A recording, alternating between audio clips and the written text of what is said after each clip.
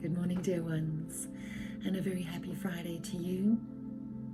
As mentioned yesterday, we're just going to close the loop with regards to the base or root chakra, and I'd like to just give you a little bit more support on those journaling questions that I gave you on Wednesday, just to help you a little bit with being able to coach yourself through these.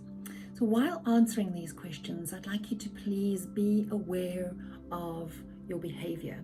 Give your attention to your behavior as you're answering the questions.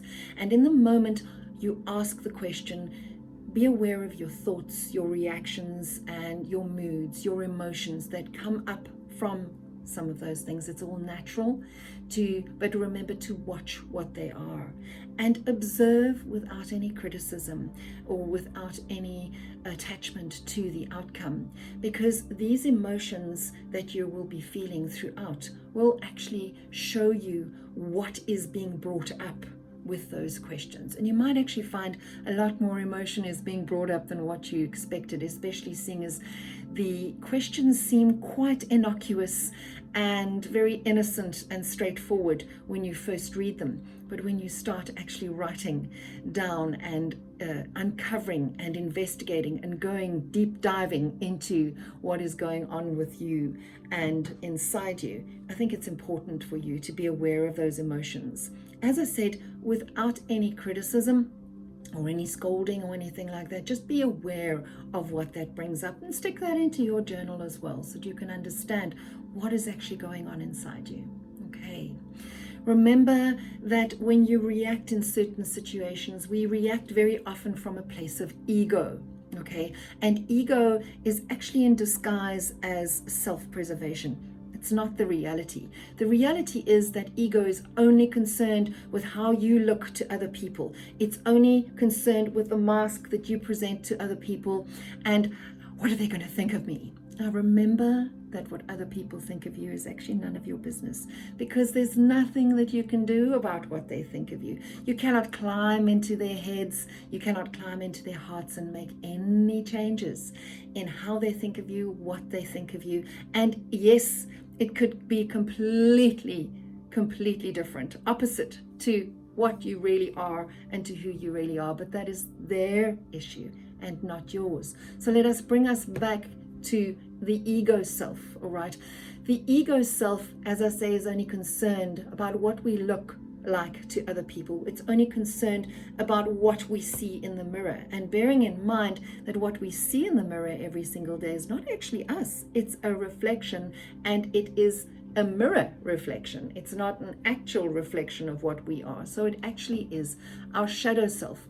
And the shadow self concerns itself purely with the outside of you, your humanness, and it's got nothing to do with our spirit. So very often when we are looking at a cartoon, you'll see a little angel and devil perhaps on each shoulder.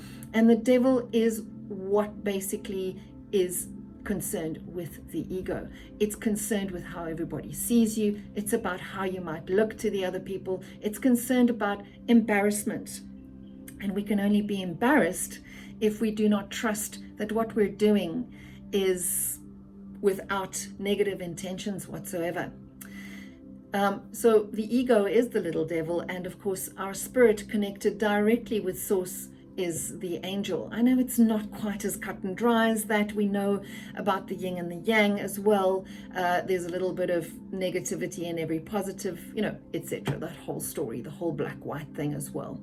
So we need to create a world, if we want to move away from the ego and how the ego forces us into self-preservation techniques and thoughts only. If we want to really move away from that ego, we need to create a world, our own world, which reflects the beautiful vibration of a pure mind and spirit. And we strive for that daily. Remember, just for today, do your best.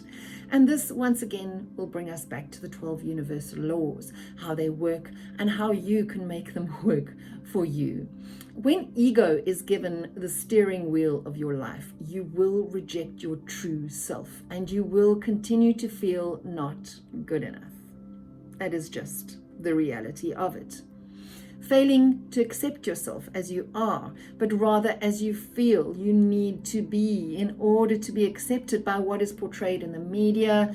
Remember that beautiful glossy magazine with the perfect airbrushed supermodel on the front cover? That is how we're expected to. And it also comes into play when we're looking at the voices of our parents talking in our head of when we're a good child and when we're a bad child. And although we wish to shatter the patterns that no longer serve us, they do show us our needs, and that our needs correspond with our beliefs. In order to reprogram our patterns, however, we need to change our beliefs, and then those beliefs will reflect the change in our needs as well. Every outer effect is a reflection of an inner thought pattern. Now that's a deep one. And we have the power to choose that pattern because we are walking conscious energy systems. When we live in the past, we cannot embrace the future. If you've ever had your hands full of anything and you try and hold on to something else, you're going to drop something. So when we're looking at living in the past, if we do not have hands free to be able to grab onto an opportunity that will create our new and wondrous future that we want, then we're tantamount to digging in last night's trash for tonight's dinner. And if you really think of that literally, that's quite disgusting. Whatever we throw in the bin, we don't go digging back into the bin for, especially not food. And when we are going into our past and living in that past and creating that past in our future now, today, we're basically doing exactly that. So you're wanting to, and do we deserve to be eating trash every day? Absolutely not. So stop eating trash. Stop smacking yourselves across the face. And now I'm going to go into meditation, because meditation, there's a big difference between meditation and prayer. Prayer is talking to God. God, as I say, I use as a representation of the omnipotent source power energy, whichever you want to call it. It's just easier to refer to at this stage because everybody understands what I mean. So when we're looking at just talking and talking and talking and talking, we do not have any opportunity to listen and to hear the messages of the universe and our angels and our spirit guides. And we then cannot feel that connection directly with source when we constantly talking and talking and talking. We need to quiet the mind, and that's what meditation is there for, to quiet the mind so that we are able to, because we've got 2 ears, so we need to do double the amount of hearing than we do of speaking. So when we are quietening the mind, now a lot of people tend to have a bit of problems or issues with, I can't meditate. Okay, first of all, be kind to yourself. Second of all, meditation is like having your front and back door open at the same time. And a lot of people walking in and out, but you do not invite anybody for tea. You're not going to ever, we can't get into the nothing box, a lot of us. You can't ever be able to sort of stop thoughts. And if you're pondering something that you really want an answer to in meditation, that is a thought as well. So it is about knowing that those thoughts are going past you and everything, but actually only being mindful of this specific one. For instance, I'm connected to all that is around me, and this connection gives me a strong foundation and does not hold me back. Security and stability in life allow me to move with both confidence and connection to who I am, and to feel that as you meditate, because this will actually help you connect to the earth and ground your spirit. Now, if you do have a bit of problems with grounding yourself, imagine a nice red star in your base chakra with a silver thread that grounds right deep down into the center of the earth with another red star, and this will help you from being a little bit too flighty when you are doing your meditations. Healing and balancing the base or root chakra is really of vital importance, and we work with crystals, we meditate, and we repeat the affirmations, and there's some ways in order to affect positive change. A well-balanced diet is also essential, so is a good night's rest.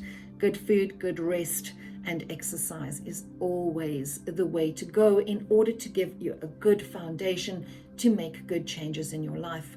Now, when we look at Maslow's hierarchy of needs, it's rather significant that the 5 levels of those needs are very in line with our chakras. Yeah, of course, there's some overlap, but let's look at the big picture here.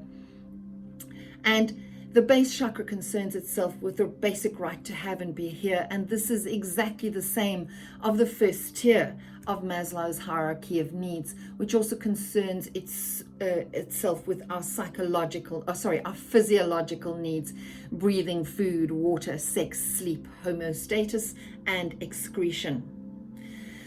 The base or root chakra is also attributed to as providing energy to the remaining chakras in our body. Domino effect, as I mentioned before. So if that one is not going to be, if it is not clear, it's going to affect all of the other chakras as it goes up. So we need to make sure that the base chakra is healthy so that the other chakras can also have a good concourse of energy that moves through. We could use color therapy. I've mentioned the colors as well in our post on Wednesday, and we can look at red colors and imagining those as well. As I've mentioned before, wearing some red underwear, eating red food, taking a warm bath in red food coloring, etc. And all of these things will support your healing. Some other affirmations for the base chakra include: I love and accept myself the way I am. I am exactly where I need to be. I'm willing to release all fear and worry. I'm willing to change and grow. I am safe. I'm responsible for the quality of my life. I am open to new ideas, new thoughts, and new people in my life. I'm creating a healthy foundation on which creativity can flourish. Okay, so now we have completed the circle in the base or root chakra. I'm going to leave you to do your journaling. Be aware of your emotions and thoughts as you do this. Work through it nicely this weekend, folks. And please remember the 4 agreements and the 5 Reiki principles, because you're working honestly and hard on yourself every single day. Love yourself unconditionally and have a good weekend.